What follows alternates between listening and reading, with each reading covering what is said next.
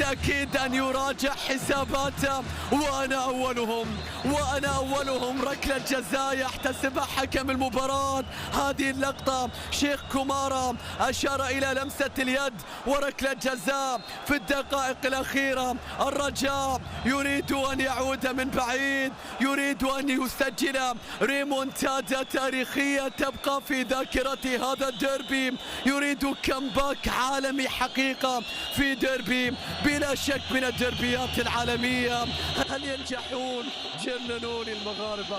كان أحمق، كان هبل. الآن 4-2 وممكن تصير 4-3 وممكن تروح 4-4. شوف الدعوات، شوف القلوب، شوف الأعصاب، أي قلوب يشاهدون فيها هذا اللقاء. وما تبقى يا متولي، وما تبقى يا متولي.